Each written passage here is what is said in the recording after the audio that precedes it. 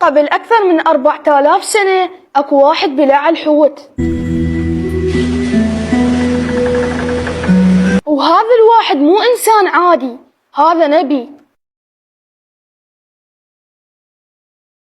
رب العالمين ذكر قصته بالقرآن الكريم.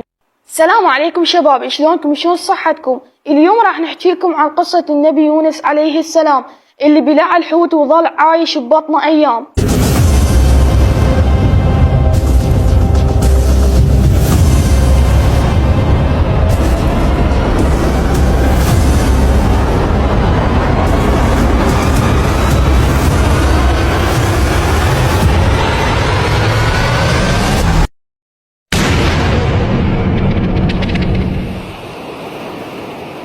قبل آلاف السنين كانوا الآشوريين عايشين بالعراق، وتحديدا بنينوى اللي حاليا الموصل. هناك كانوا عايشين العراقيين الآشوريين على نهر دجلة. الآشوريين كانوا مشهورين كلش بالبناء وخصوصا بصناعة التماثيل،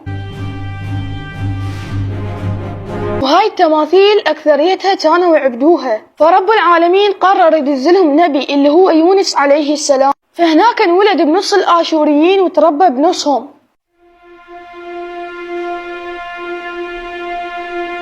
فمن بدأ يكبر شاف كل العالم يعبدون الأصنام، ما عدا هو كان موحد ومؤمن بالله، وما كان مقتنع بعبادة الأصنام اللي أصلا ما تنفع البشر. فرب العالمين اختاره وكلفه ودز عليهم حتى يبلغهم انه يعبدون الله سبحانه وتعالى.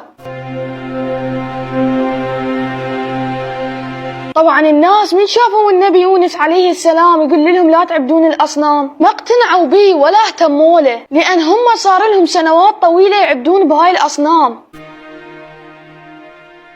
يعني هم وآبائهم وأجدادهم متربين على هذا الشيء، فما اقتنعوا به ولا اهتموا له. ظل النبي يونس سنوات طويلة يحاكي الناس ويحاول وياهم، يعني تقريبا ظل فوق 20 سنة ليل ونهار ويحكي وياهم، والناس ما مهتمة لكلامه ما عدا 2 أشخاص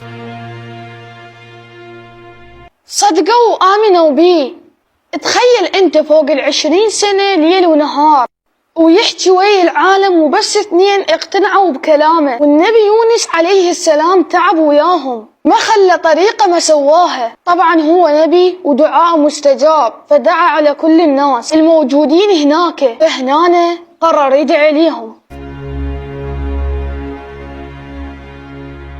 على فكرة أغلب الأنبياء عليهم السلام دعوا على القوم مالتهم إلا النبي محمد صلى الله عليه وآله وسلم، وما أرسلناك إلا رحمة للعالمين.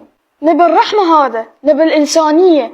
إيش قد سووا بي وإيش قد أذوه، وكان دائما يقول اللهم اغفر لقومي إنهم لا يعلمون. أشوفكم بالحلقة الجاية، في أمان الله.